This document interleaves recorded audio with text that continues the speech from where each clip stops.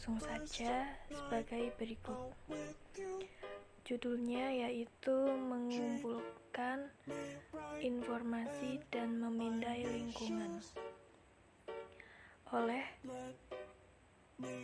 Fadia Melati Pramita, kelas Manajemen Informatika Pagi.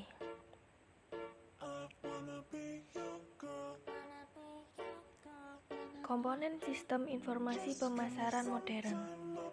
Tanggung jawab utama manajer dalam setiap organisasi adalah mengidentifikasi perubahan pasar yang signifikan terletak di bahu pemasar perusahaan. Ada dua keunggulan dari pemasar perusahaan, yaitu mereka mempunyai metode disiplin untuk mengumpulkan informasi dan mereka menghabiskan lebih banyak waktu dibandingkan dengan karyawan lainnya untuk berinteraksi dengan pelanggan dan meneliti persaingan serta perusahaan dan kelompok luar.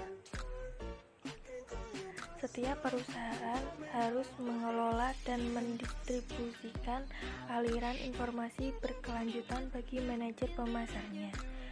MIS yaitu Marketing Information System, terdiri dari orang-orang, peralatan, dan prosedur untuk mengumpulkan, memilah, menganalisis, mengevaluasi, dan mendistribusikan informasi yang dibutuhkan, tepat waktu, dan akurat bagi pengambil keputusan pemasaran.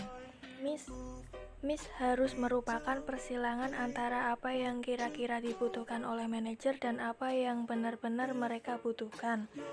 MIS bergantung pada catatan internal perusahaan, kegiatan intelijen pemasaran, dan riset pemasaran. Selanjutnya yaitu catatan internal dan intelijen pemasaran. Inti sistem pencatatan internal adalah siklus pesanan, lalu pembayaran.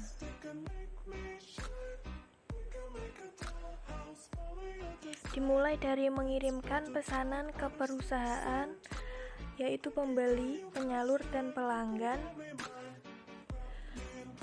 Departemen penjualan menyiapkan tagihan, mengirimkan salinannya ke berbagai departemen, dan memesan ulang barang-barang yang habis. Barang-barang yang dikirimkan ini menghasilkan dokumen pengiriman dan penagihan yang dikirimkan ke berbagai departemen. Selanjutnya yaitu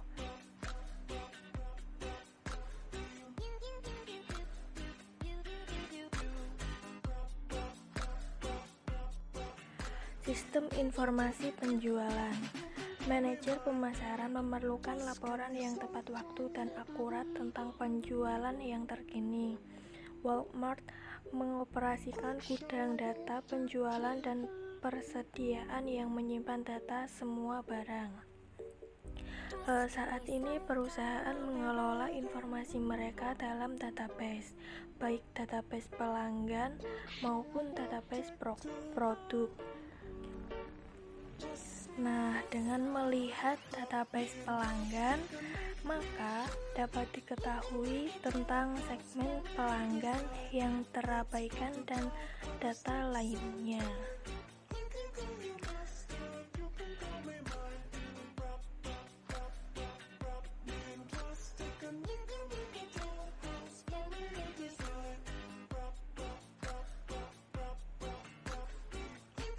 Selanjutnya yaitu sistem intelijen pemasaran.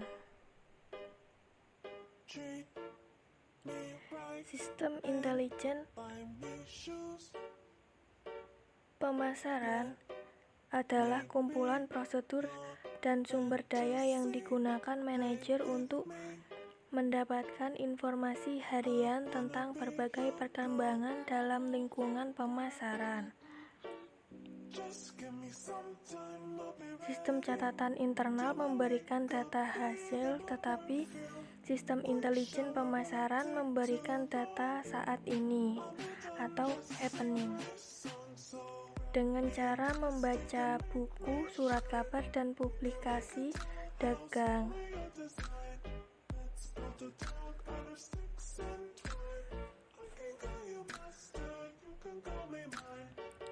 Kemudian beberapa langkah untuk meningkatkan kualitas intelijen pemasaran. 1. Yaitu melatih dan memotivasi tenaga penjualan untuk menemukan dan melaporkan perkembangan baru, yaitu perusahaan harus menjual tenaga penjualannya. Yang kedua, memotivasi distributor, pengecer, dan perantara lain untuk menyampaikan intelijen yang penting.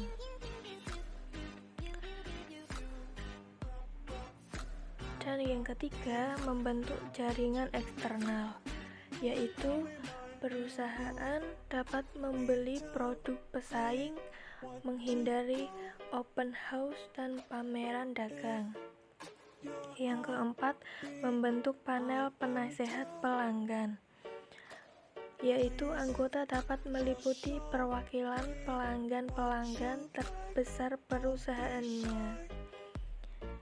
Yang kelima, memanfaatkan sumber data pemerintah. Yang keenam, membeli informasi dari pemasok luar. Dan yang terakhir, menggunakan sistem umpan balik pelanggan online untuk mengumpulkan intelijen kompetitif. Selanjutnya, yaitu menganalisis lingkungan makro. Perusahaan yang berhasil adalah perusahaan yang mampu mengenali dan merespon berbagai kebutuhan dan tren yang belum terpenuhi secara menguntungkan. Seperti FedEx diciptakan untuk memenuhi kebutuhan pengiriman surat 1 hari sampai. Perbedaan fast, trend, dan megatrend, yaitu fast adalah sesuatu yang tidak dapat diperkirakan, berumur pendek, dan tanpa signifikasi sosial, ekonomi, dan politik. Tren adalah arah atau urutan kejadian yang mempunyai momentum dan durabilitas. Dan sedangkan megatrend adalah perubahan besar dalam sosial, ekonomi, politik, teknologi yang lambat terbentuk dan setelah terjadi perubahan. Selanjutnya yaitu pengembangan lingkungan makro yang meliputi lingkungan ekonomi, yaitu lingkungan yang tersedia dalam ekonomi tergantung pada penghasilan, harga, tabungan, hutang, dan ketersediaan kredit saat ini. Yang kedua yaitu lingkungan sosial budaya. Masyarakat membentuk kepercayaan, nilai, dan norma yang menggambarkan sebagian besar selera dan preferensi konsumen.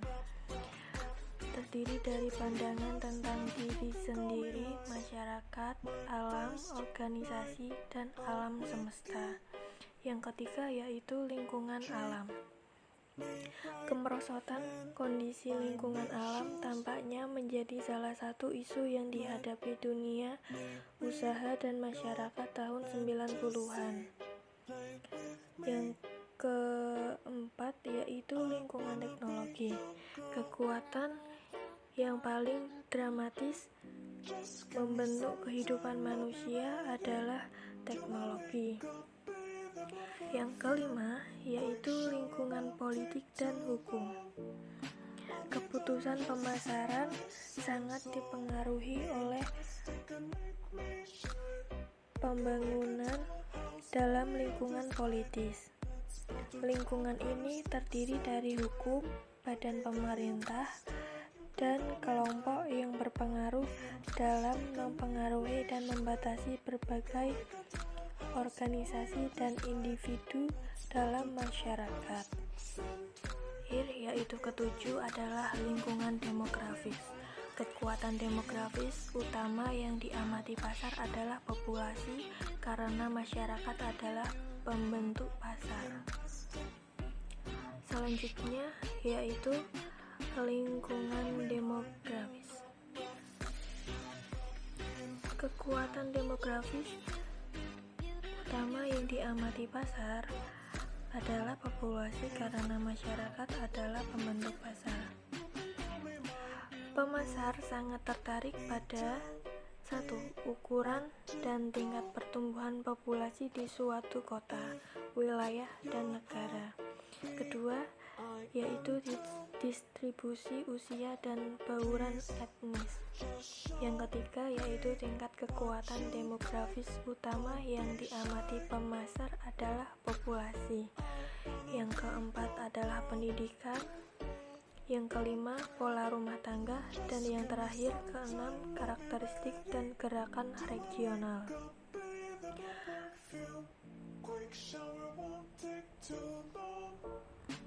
Oke, selesai. Sekian yang dapat saya sampaikan.